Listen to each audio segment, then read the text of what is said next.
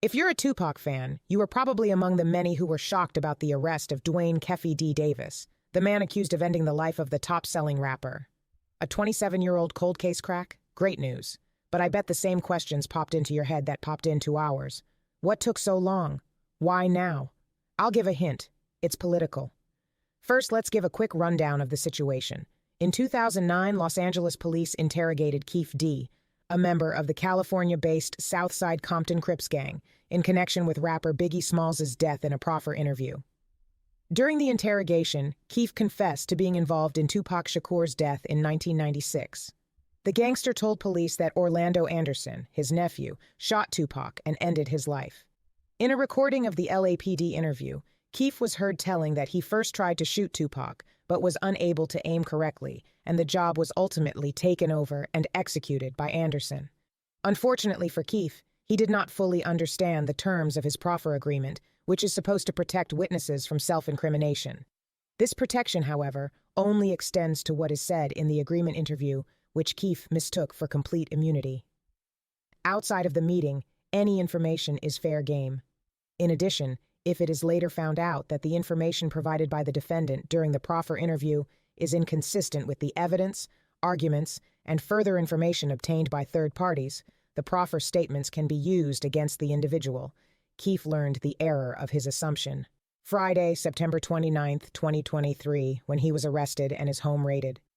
Police reported collecting multiple computers, a cell phone and hard drive, a Vibe magazine that featured Shakur, several .40 caliber bullets, 2 tubs containing photographs, and a copy of Davis's memoir. Yup, you heard that right, a memoir. His tell-all memoir, Compton Street Legend, where he details his involvement with ending the life of Tupac, points the finger at Anderson and proclaims producer and rapper Sean Puffy Combs as putting $1 million bounty on Tupac and his producer, Suge Knight. Keefe was charged with murder and several other charges related to gang activity and orchestration. But we still haven't answered what took so long. Politics. All politics. Official and street.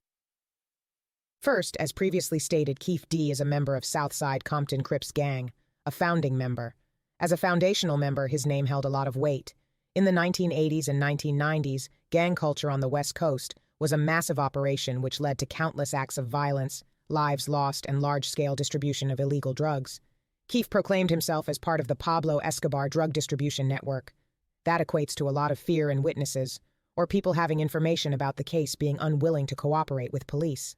However, with time, the downfall of many illegal organizations and the loss of life of many involved, now 60 years old, Keefe's street influence has waned. However, with the proffer agreement in 2009 appearing in the 2018 Netflix Tupac documentary, the release of his own book detailing the incident in 2019, and a number of interviews, Keefe's street credibility was lost long ago. Snitching for profit isn't held in high esteem in street life. The major reason the case has made some headway? The regime. As previously stated, gang culture on the West Coast has been a huge undertaking for law enforcement, and while the incident was a huge priority for fans, that wasn't the case for the Clark County Police. The case was among many attributed to gang violence, and as the years went by, the case accumulated dust and wasn't a priority. So who can we attribute the progress of the case? 2 people.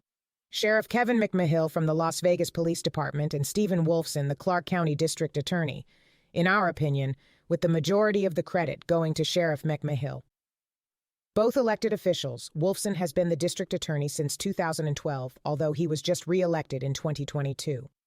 McMahill, however, assumed office on January 2, 2023, and within the year the arrest of Keefe had been made, and law officials can now look forward to closing the case. With the huge decline of the almost 30-year-old threats and the incredible amount of self-incriminating testimony provided by Keefe himself, McMahill intelligently took the opportunity to politically advance his career, going down as the sheriff who solved one of the most prominent crimes of a generation. Wolfson, who seems to have been dragging his feet until McMahill came along, undoubtedly will also benefit from the arrest and potential future convictions. What is a better way to secure your political career and future re-elections than do what 27 years of law officials could not do? Vindicate the family, friends, and fans of one of the greatest rappers of all time, Tupac Shakur. Let us know what you think in the comments. Like, subscribe, and share this video. This is Bite Size Politics signing off.